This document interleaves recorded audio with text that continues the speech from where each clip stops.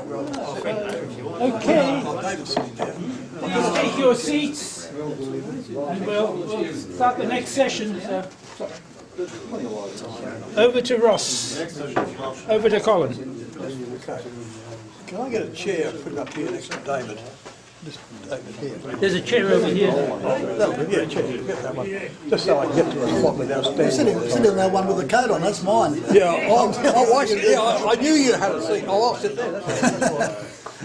Take the coat on the floor as well. Okay. Cameras on your phone. All over this. You realise, of course, the best speaker gets a prize, and he can pick from David's collection. Second prize gets a coin from mine, but we'll talk about that later. That's for the best talk. Well, we're here tonight, or this afternoon, I should say. Well, this morning. Still morning. Ross Prattley. Ross I've known Generations. 50 years, 60 years. Anyhow, Ross is a serious collector in various areas. Probably put together, one time in his life, the best collection of Australian gold coins ever put together, and sold it for world record prices, which are still records today if you've got them. But on the other hand, he's changed his interest to different areas, and he's very much into the collecting of, what do you call those things? Postal notes. Postal notes, that's right. And today, but he's not talking about postal notes, he's going to talk about the roaring 1820s. I'll leave it to you, Ross, to explain what the roaring 1820s is. Thank you, Colin. Thank you. I'll 1820s, correct. We'll read some of this anyway. Right, Lower George Street, Sydney. That just familiarises yourself with where we're at. And yes, the Roaring Twenties saw the fledgling colony boom. Many firsts. The changing of the guard, Governor Macquarie to Governor Brisbane in 1821. You may note we're in Phyllis House in Brisbane Street. To begin and keep you guessing, we must acknowledge our First Nation people. Past, present and emerging. And the many that now jump on the bandwagon.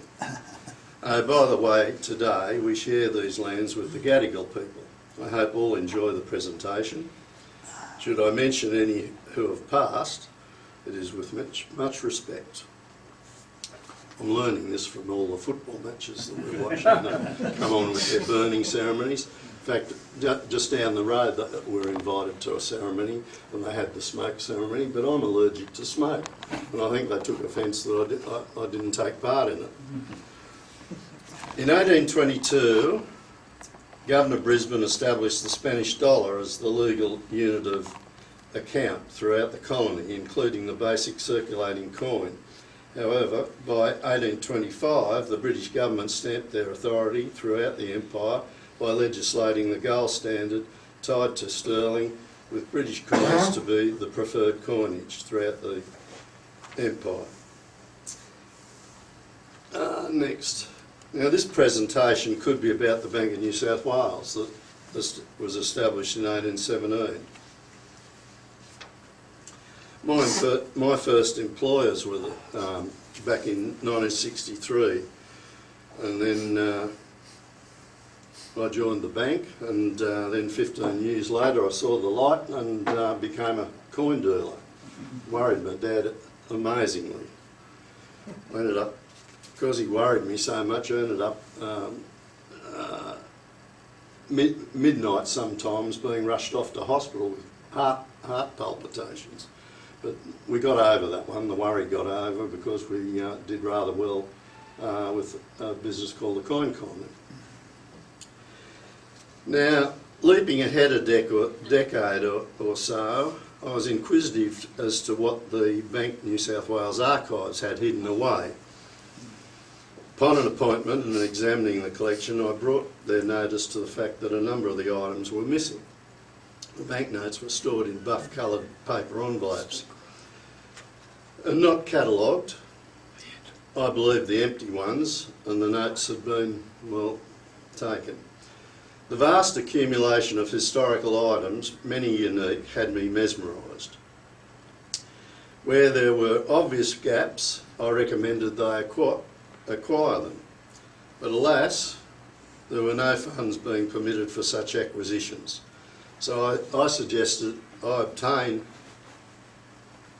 and exchange them for duplicates of non-related items to the bank, but in some cases, some items of the bank.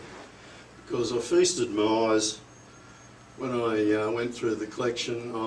I've been interested in share script, so I certainly like the share script, but the 20 Spanish dollars took my eye. And that's hand signed by John Oxley and Edward Wollstonecraft. We lived in Greenwich. I used to walk through Wollstonecraft.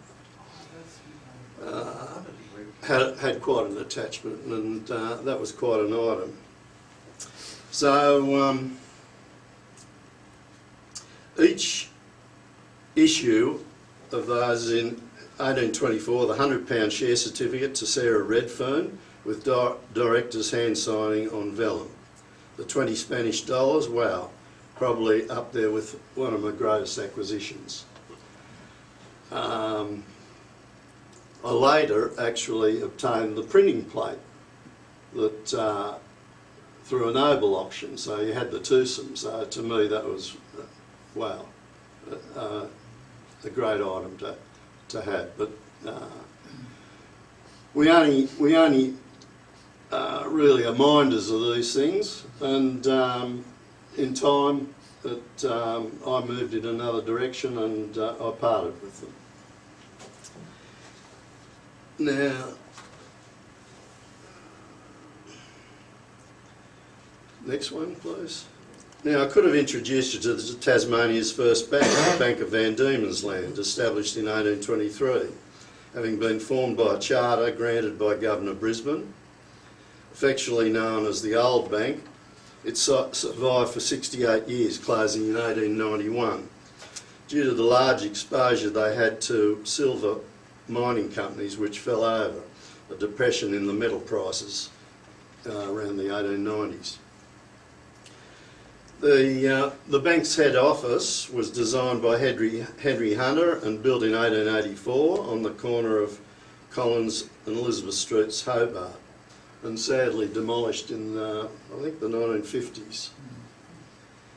The share certificate, number 12, for 7 shares to John Redmond Bateman of Hobart, 2nd of July 1888, signed by the directors and the bank manager, embossed seal of the Bank of Van Diemen's Land. Of course, that's how it was known. It was known as Van Diemen's Land, and it didn't get officially acknowledged as Tasmania till the 1850s. The £1 is magnificently engraved by Bradbury Wilkinson of London, and what else have I got up there? That's about it. Henry Hunter was the architect for the building. A lot of these guys came from Scotland too. The different. Well, we'll get on to those people anyway. Righto, next one then, please. Okay, this was the first bank robbery at the new bank in the colony. And that share certificate's rather important because that was issued a couple of days before the bank actually opened in 1826. This was a bank that was formed in competition to the Bank of New South Wales. Bank of New South Wales was established in 1817. And then this one was brought about, probably had greater appeal to the big end of town, heavy investors, whereas the Bank of New South Wales was struggling a bit through the 20s.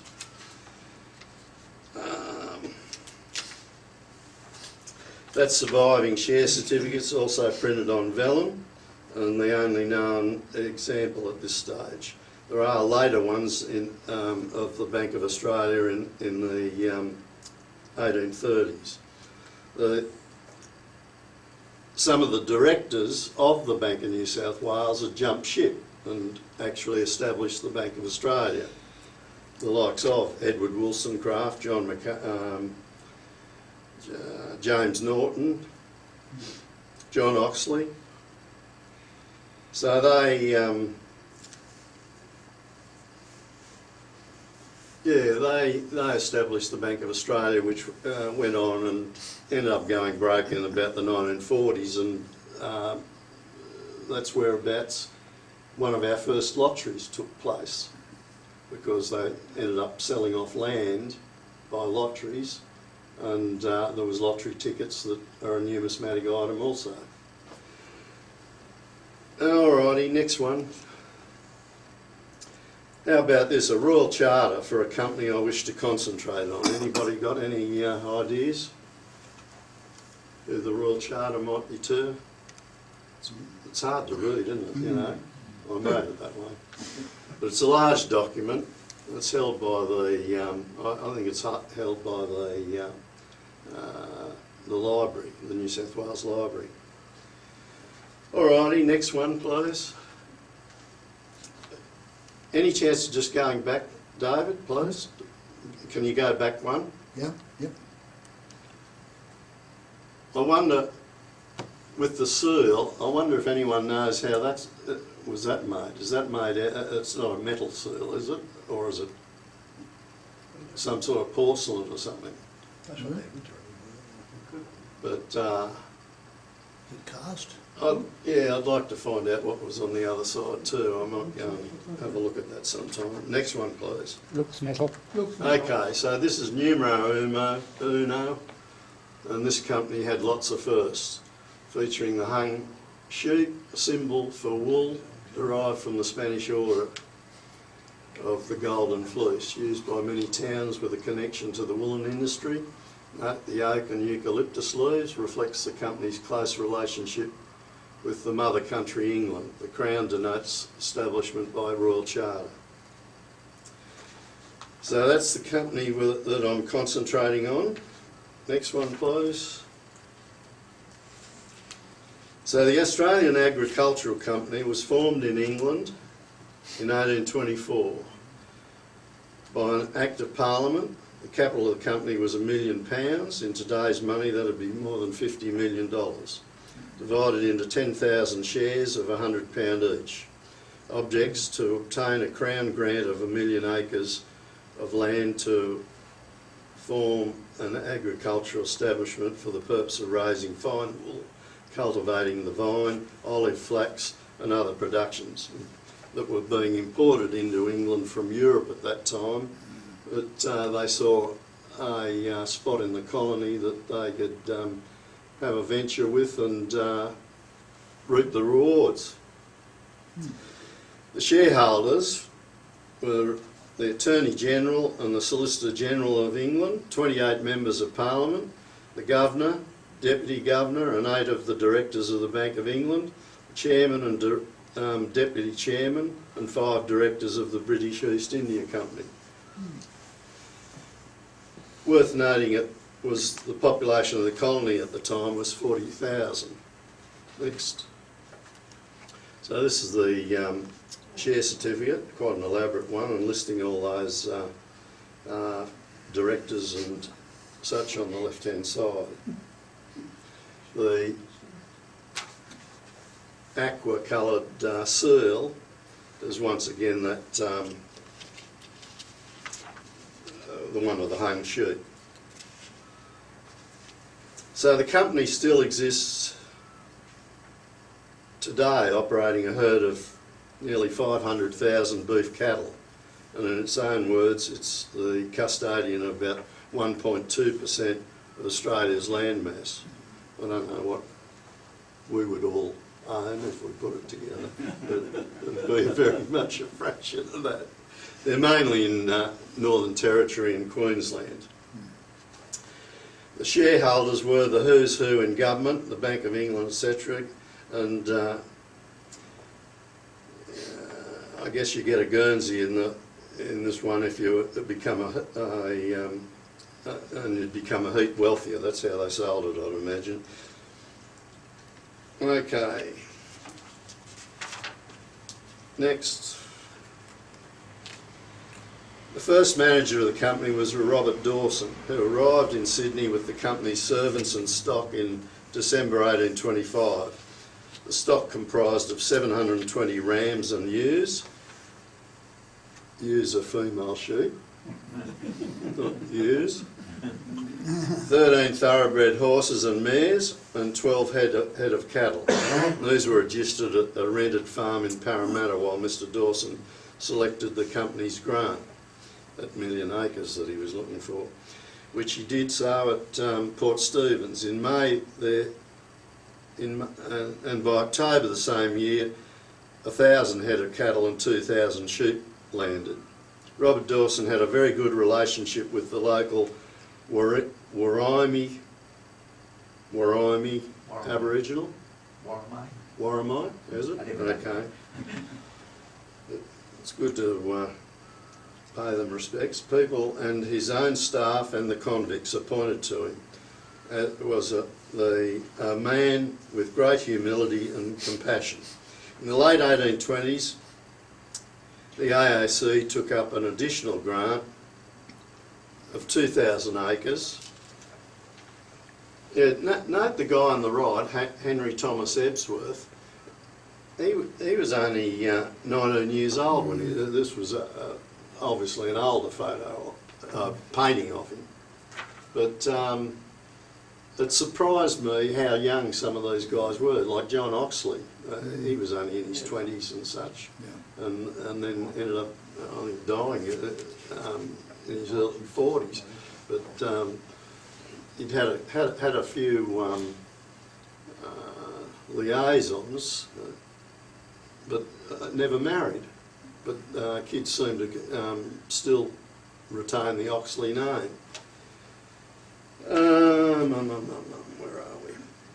In the late 1820s, the AAC took up an additional grant of 2,000 acres of land at Newcastle with the intention of mining coal. Oh gosh, just excuse me a second. Remember what the Prime Minister did in Parliament. Pass around a lump of coal or something. Of course, we shouldn't be worried about it. It's saving the nation in lots of ways. But that's from the... Anybody want... Oh,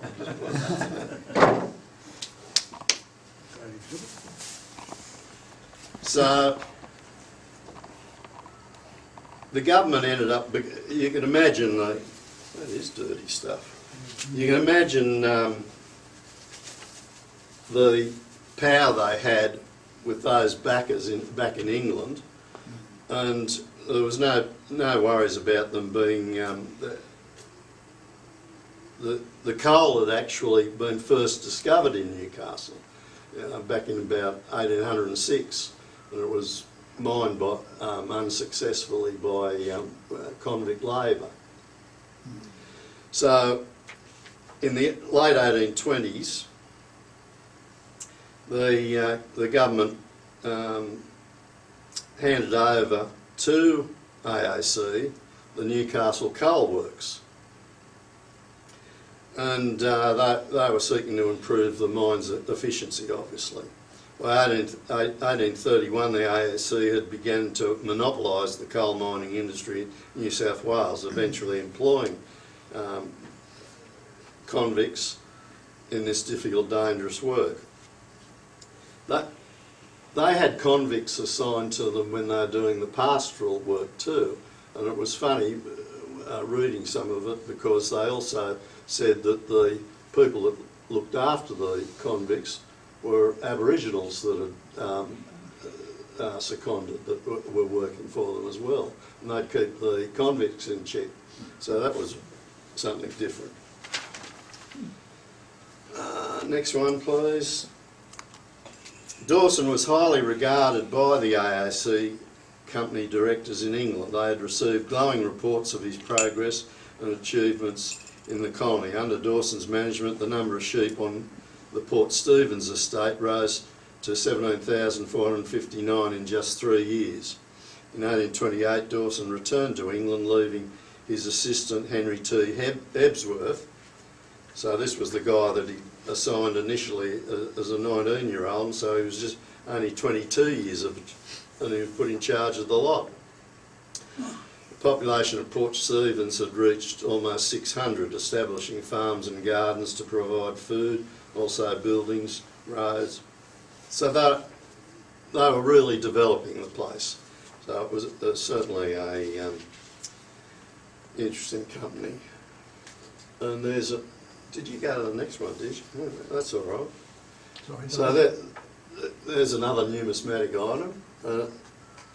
One for Tony, a button, Oh, button. a convict button. Don't have it. You don't have it? Oh, That's sorry. not a tinny. Sorry, should I go back? That was, no, that's all right.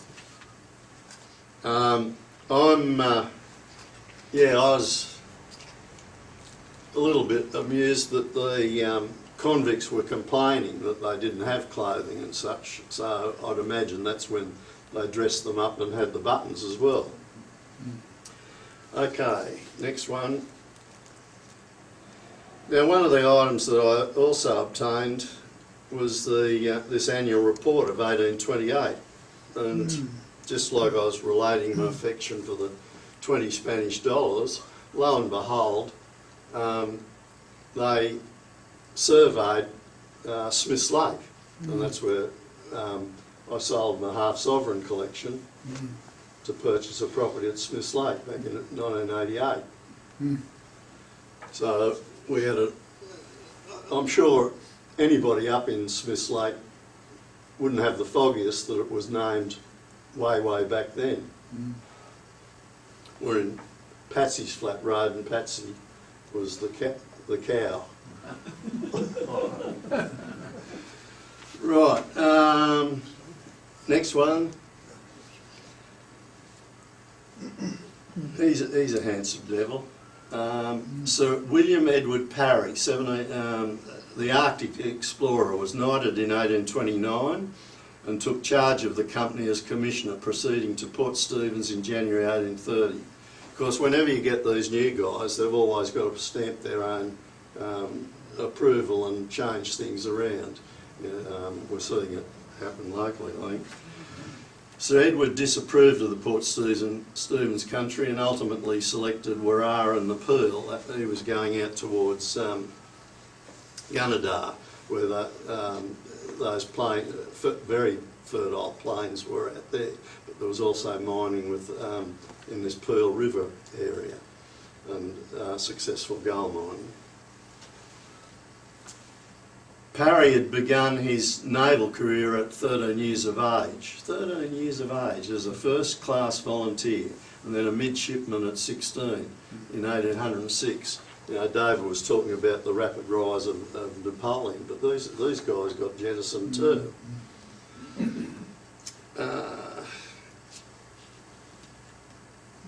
In 1833, after negotiation, Parry arranged to exchange land at Port Stephens for the land in the Liverpool Ranges and Peel River. 6,000 sheep were moved to the Peel River Green. The company erected its first buildings, houses and stores for its employees and 200 convicts along a track that became Ebsworth Street. The house for the Peel Superintendent, Charles Hall, was known as Kalala.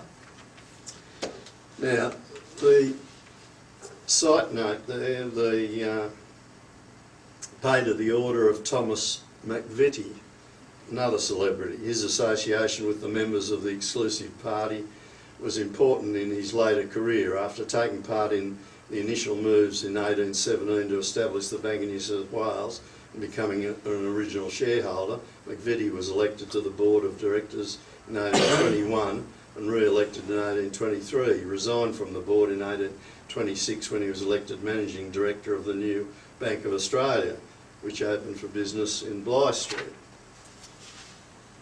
That bill of exchange for £100 made out to McVitie.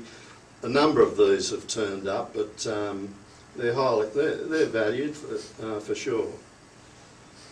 So Sir William Parry, the Commissioner of New South Wales, where are we going? Arctic explorer after leaving the Navy, commanded the brig Alexander under Ross in the voyage to. That was his Arctic exploration. He commanded the brig Alexander. He made a number of trips up into this area. He must have really been keen on it, but he certainly showed no wear for it when he came out to Australia, because exploring those areas in those days with these ships, you know, it was a pretty dangerous thing. He was trying to get to the North Pole, but he got knighted for his efforts anyway. Okay, the next one, please. So, yes, it's a dirty word, and the Newcastle coal mines were the earliest in Australia. The first discovery recorded at Port Stephens in 1796.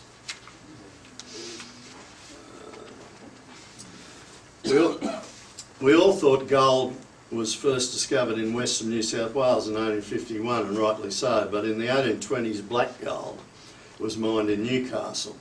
Having listened to the, and correct me again, the Awabakal, A-W-A-B-A-K-A-L people, the local Aboriginal inhabitants whose Dreamtime tale went something like this. They also feared it.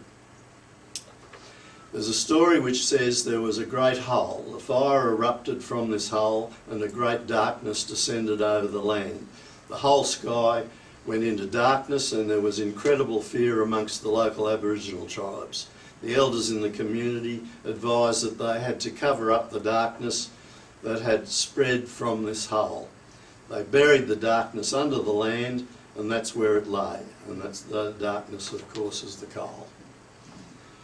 From what I've read, the AAC, I've mentioned that already, so that we'll breeze past that. How are we going? Oh, I'm getting over time. Then the 18:30 came. You got another 5 or 10 minutes. Next. Oh, Green, sorry. Yeah, we better go back.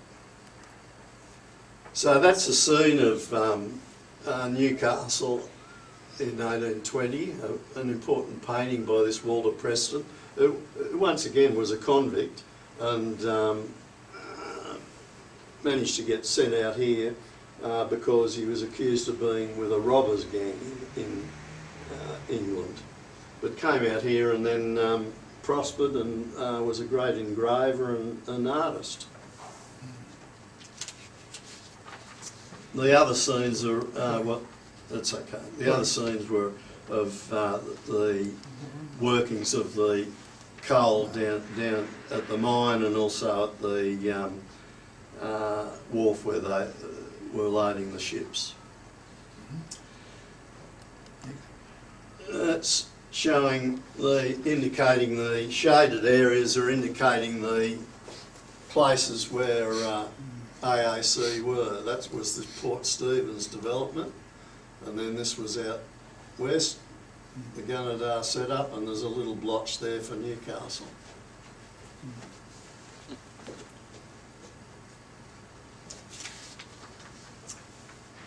Yeah. Next. So from, as I was saying, many firsts with this company. And they claim they had the first railway. A railway using iron rails from England was constructed commencing at the pit, down the hill to a coal loading at the Staith at the river. 1 tonne wagons of coal were rolled down the railway, connected by rope to empty wagons at the wharf, which were pulled up the slope as the loaded wagons descended. Before a crowd of spectators, 2 wagons, each loaded with a tonne of coal, descended the inclined plane from the pit mouth, while 2 empty wagons were drawn up the plane by the descending weight of the full ones. That's when we needed engineers. The full wagons travelled along the level track to the end of the wharf, where the first wagon dislodged its coal into the waiting paddle steamer vessel Sophia Jane, amid hearty cheers from all that were present. Next.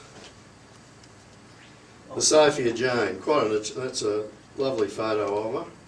She was built in England in about 1825 and sailed out to the colony. Of course, the motor hadn't been commissioned, the engine hadn't been commissioned, and the paddle wheels were stored aboard. And She was fitted out then in Sydney, and that was her first trip. It seems a pity because she was actually made quite luxurious for tourists to travel up the coast, even up to Port Macquarie. And that, yet it's recorded that this was her first port of call. She took off from Sydney and went up to Newcastle, and they loaded her full of coal. Hope they did it carefully, because it's certainly a pretty vessel. She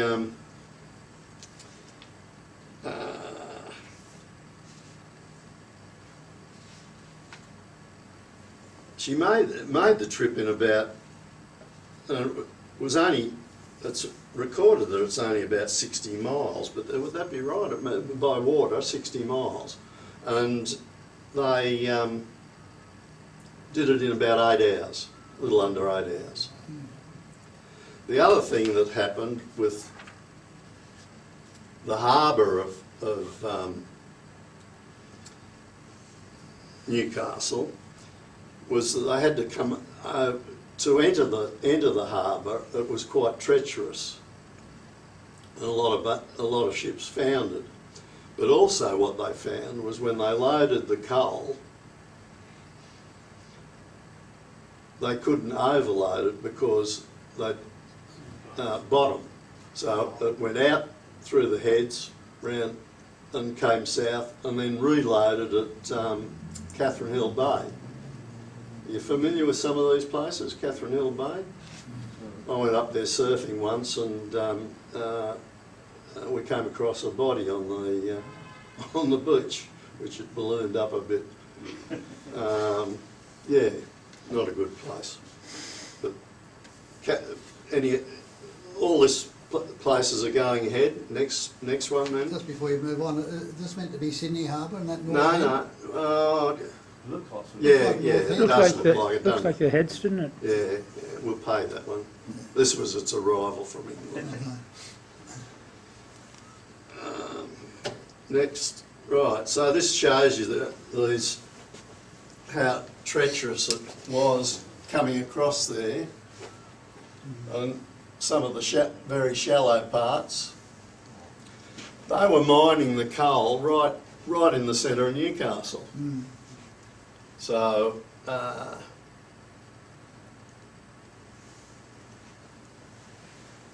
this in 1818 showed how it was established, and it was a penal colony way back then as well. Overload from Sydney, probably. Next. I didn't know they had Google Earth in 1880. Well, No, I wondered that too, but it's a good shot. Yeah, that was an overall view of Newcastle, Flagstaff Hill and Nobby's Island. that's it, I think. That's your last Shows one. the treacherous nature of the entrance of the harbour. Small craft were able to navigate the channel between Flagstaff Hill and Nobby's Island. However, larger vessels had to enter the main channel, which often had a strong cross swell that would have been unnavigable. Many craft met their demise on the oyster bank of Stockton. Next, please. I'm not sure there is a next. Oh, no, There should be. the last one. Oh, yes. So that, you know, when you get a bargain, you know, I came across this on eBay in England, and I think I bought it for about £1. And that's in the last few years, but that receipt's still counted as a scrip item, so that fits into my scrip collection, and certainly something to do with the AAC. But that's dated up in the 1890s. Next one, there is one more, I think. Yeah, that just once again shows you that, and don't tell me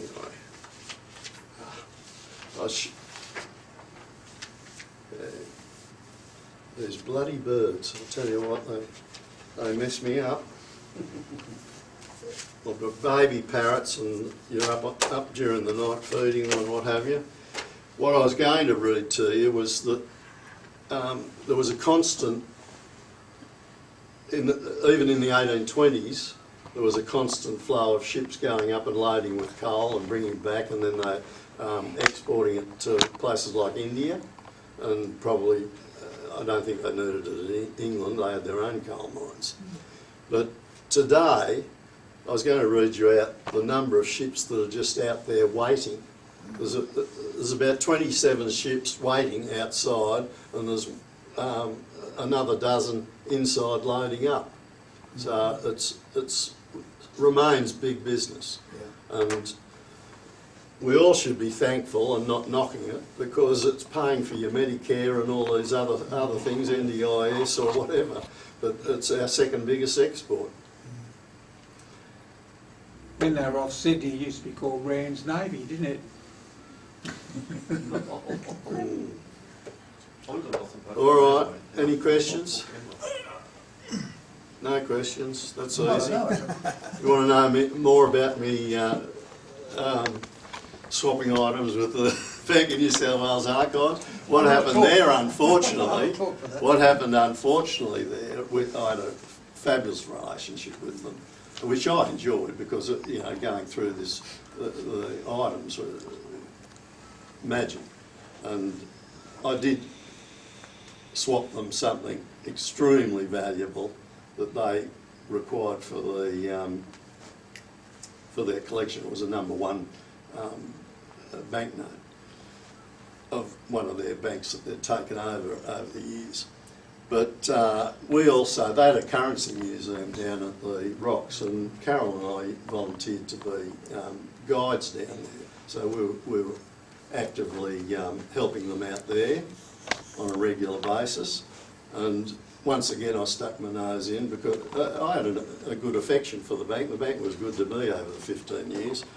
But I pointed out that the items they had on display were the genuine items. And I said, that's crazy. They'll be pilfered, something will happen, they'll be knocked off or something. And put colour photocopies, people won't know the difference. But no, the head office said, no, if we're going to display items, they're going to be the rare items. And lo and behold, probably a year later or something, got smashed and they were taken. A few really important banknotes. They did get them back because obviously the guys came up and tried to sell them at one of the coin dealers up here. But that sort of squashed my going to the archives. Whether I don't know what happened, but You have an interesting life. oh yeah, no, it rolls along. Ross, we're going to give you a medal as unique. Oh, that's nice. That's your name on it. Ross Patley. Thank you. Now, our next speaker is Bruce Short. No, there's more stuff on. Oh, there you go. Is that correct? You got his there? Bruce, I've known since I first met him at Sydney University when he showed an interest in coins, and I think that's flowered from there. But Bruce, as you may or may not know, is a retired Air Vice Marshal, and as well as that, he's also used to be the Surgeon General of Australia. So, we have two in our society who are Surgeon Generals, him and John Byrne, which is rather unique in that sense. As you know, these people get rotated every X number of years later, so I think there's an Admiral in there at the moment. Correct me if I'm wrong. Anyhow, Bruce is very interested in coins, and I think he's got an interesting talk to give us today, which the topic is, I better look at it to make sure I say it correctly, is the topic of the remarkable 18th century coin collector. Now, I don't think Bruce came from that period to know all about it, but I'm sure you're going to give us some enlightening, some information that will be fascinating and revealing. I save ancient, so this is out of my comfort zone. Thank you, Con. I'd like to begin today by acknowledging the Gadigal clan of the Eora Nation, the traditional custodians of the land in which we meet today, and pay my respects to their elders past and present. Today my talk is about an unusual and quite a remarkable 18th century English coin collector. Her name is Sarah Sophia Banks, and known to her family as Sophie. Oops. Perhaps she was the most noteworthy female collector of coins and tokens that Britain has ever known. She and her illustrious older brother, Sir Joseph Banks, a well-known figure in early Australian history, was born into wealth. Their MP father was an affluent, large landowner of Reevesby Abbey in Lincolnshire, an extensive estate of 2,000 acres. On reaching the age of 21, Joseph, the fourth son to bear that Christian name in the family, was estimated to have received an annual income of £5,000 that by 1807 had grown to £14,000 per annum, a sum equivalent to £1,352,000 in present-day purchasing power. This is the young Sarah, a miniature. Sarah was born on the 20th of October 1744 and tragically died on the 27th of September 1818, a month short of her 74th birthday. She died of injuries received when a coach overturned that also carried her brother and sister-in-law. Sarah's life was almost contemporaneous with the reign of George III, and her prime coincided with the height of the Enlightenment in England and Europe, an age when new discoveries were stimulating an excited fascination with the physical world. Joseph, her 18-month older brother, although without formal academic qualifications and theoretical knowledge, was nonetheless an avid reader and explorer of natural philosophy. By the end of the 18th century, he was considered a leading scientist and the most knowledgeable man in England on the geography, climate and flora and fauna of New South Wales in New Holland.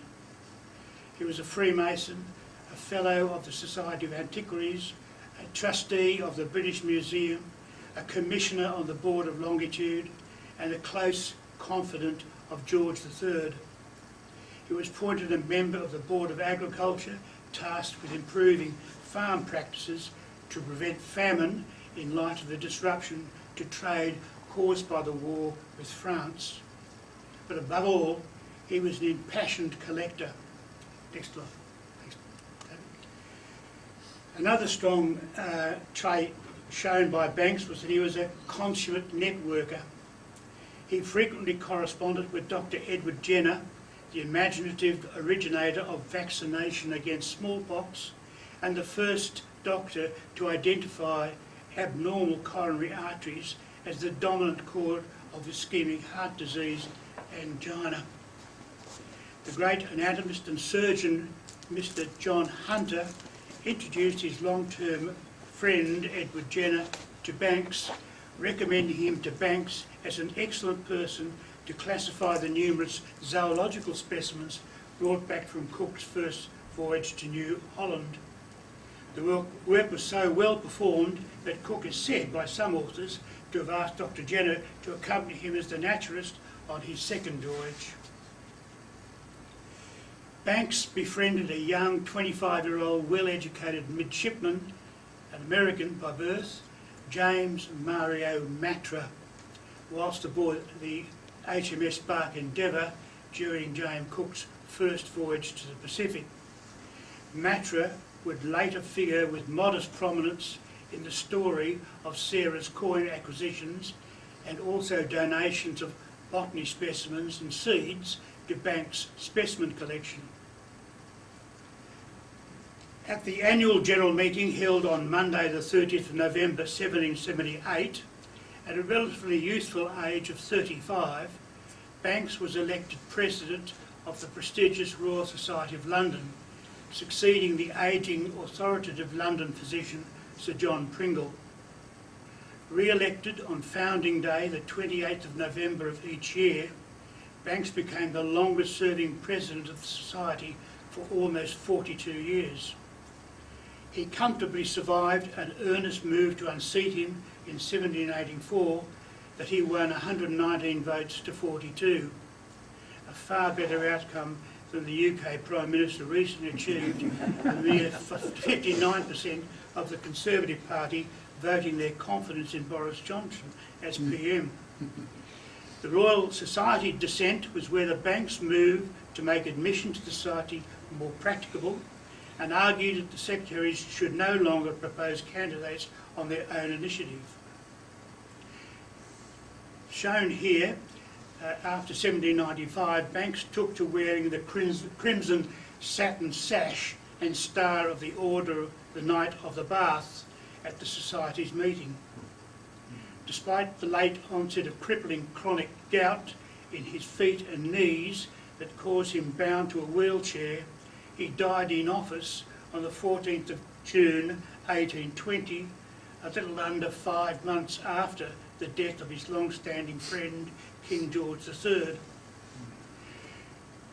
During her earlier years, Sarah was an elegant young lady who lived with her mother in Chelsea, enjoying 18th century pursuits consistent with a woman of some means.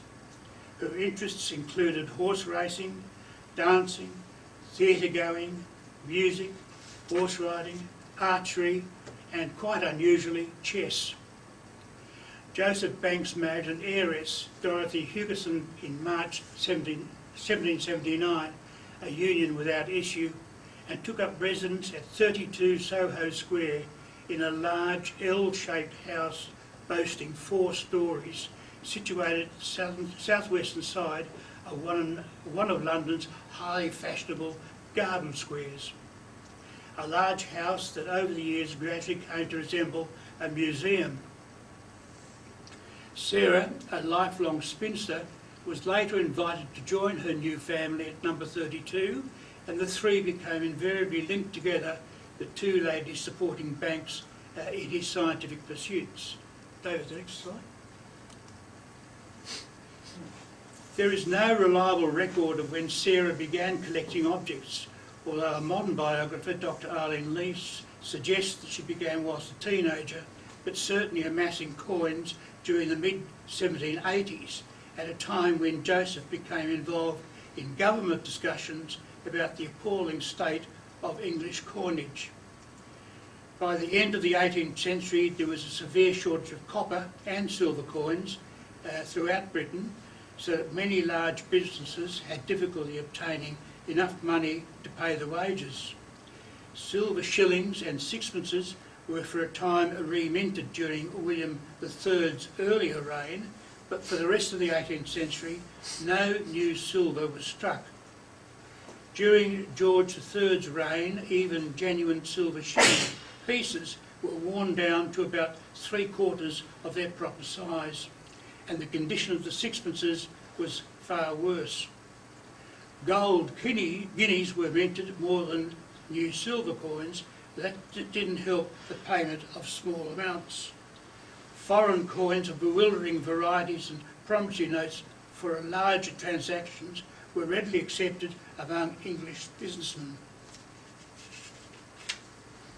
One result of the perpetual shortage of coin was that credit was very free throughout all branches of British trade and available for up to 3 or even 4 months as a matter of course. Excuse me.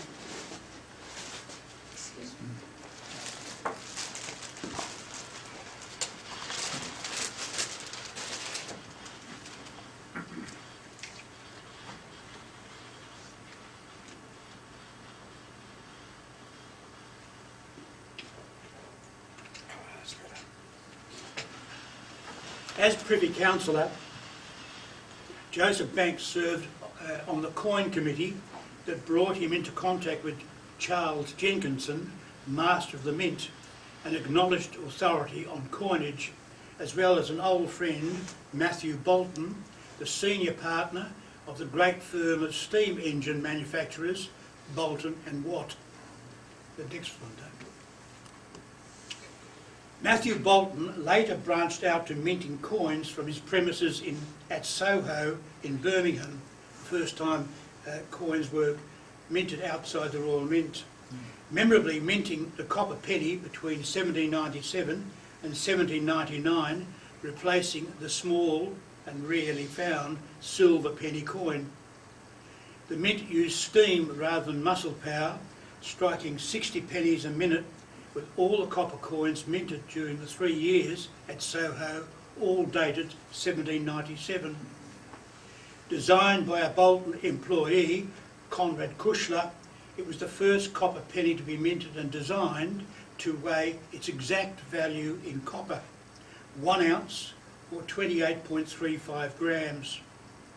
The diameter was 36 millimetres with a thickness of 2 millimetres, resembling a small cartwheel. For a short time, Bolton also minted a larger copper 2-penny coin measuring 41 millimetres diameter and weighing a hefty 56.7 grams, the only 2-penny coin ever minted in British history.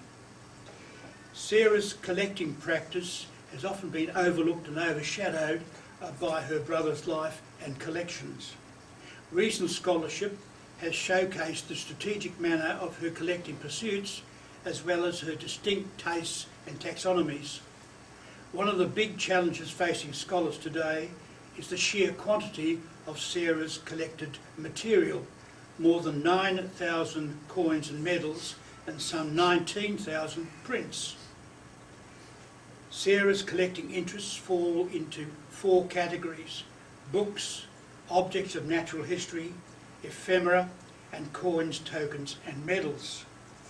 The 19,000 articles of printed material include trade cards, fashion plates, admission tickets, visitor cards, book tickets, press cuttings, satirical prints, commemorative prints, election cards, lottery tickets, ballads, invitations, maps, portraits, playbills, and very, very much more.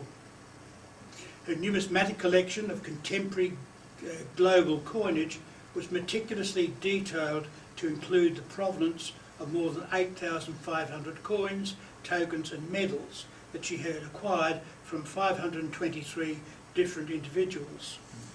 Sarah's numismatic collections were stored in wooden cabinets in her very spacious bedroom on the first floor of the house.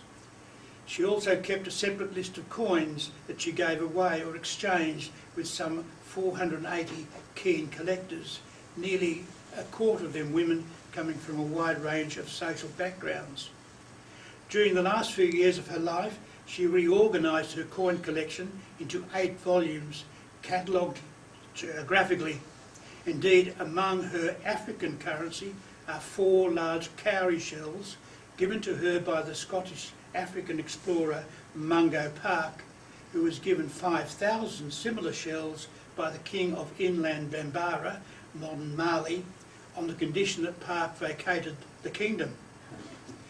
The geographic arrangement was subdivided by the rulers of a particular country, including transcriptions of the coin's obverse and reverse sides, together with the currency value of each coin.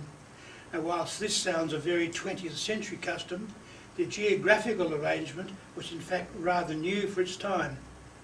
Indeed, 18th century collectors were invariably gentlemen and antiquaries. Female collectors such as Sarah and her sister-in-law, Dorothea, represented a tiny minority. 18th century British coin collections were very much focused on classical coins and medals that were invariably exhibited alphabetically. Next one.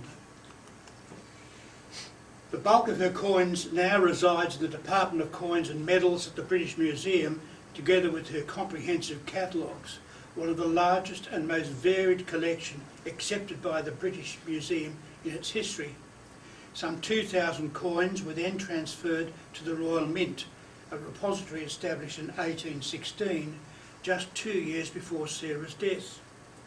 The first 74 pages of the first catalogue are devoted to England, Scotland and Ireland, and lists no less than 963 English hammered coins. English hammered coins began around 600 AD and continued until the introduction of milled coins in 1662 during the reign of Charles II. The coin was produced by the age-old process of placing a blank piece of metal of the correct weight between 2 dies and then striking the upper die with a hammer Sarah Banks' extensive numismatic library also came into the possession of the Royal Mint Museum, to whom Joseph Banks had donated a far more modest personal collection of coins and medals in August 1818.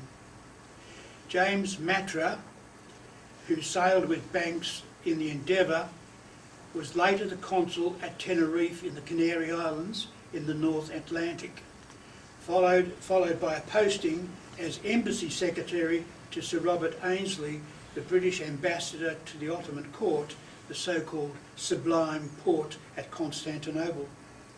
From here he sent numerous Oriental coinage and collectibles to the Banks family.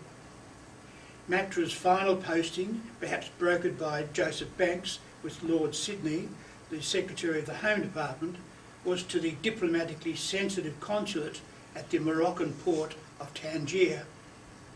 The Morocco-Gibraltar relationship was vital to English regional diplomacy and to the maritime dominance of the Mediterranean. It was achieved largely by trade with cattle, sheep and poultry and other foodstuffs from North Africa to Gibraltar and thereon to the Mediterranean squadrons on station, countered by gunpowder and naval stores sent to the Emperor of Morocco. The British Library archives 45 letters, usually lengthy correspondence, written by James Matra to Sir Joseph Banks, composed from either the British consul at Tangier or the occasional missive from Gibraltar. Plants, seeds, drugs, Oriental art, rugs and literature, of course, along with many African and Middle Eastern coins regularly dispatched to 32 Soho Square. Next one. Sarah Banks was indeed an extremely fastidious, meticulous collector and recorder, and ultimately became an authority on the international coinage of early modern history, a role in which she engaged with enthusiasm and with exacting accuracy. Thank you. Any questions?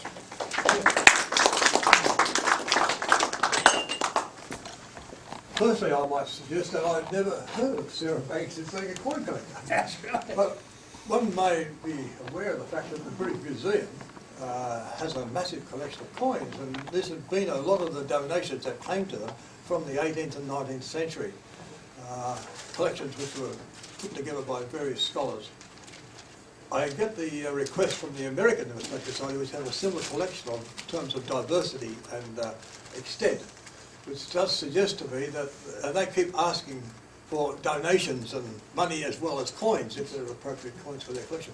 If you give that to them, which I don't think the British does, but the American Numismatic Society actually feature you and put a little story about the coins you get and take a picture of it.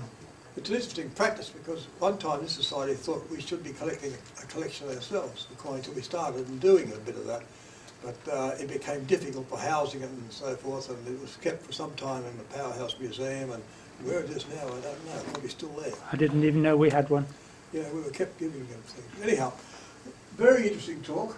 Any questions at all to Bruce that anyone wants to raise about Sarah Banks or Sir John Banks or those Banks? Did she have assistance in doing all this cataloguing work? Sorry?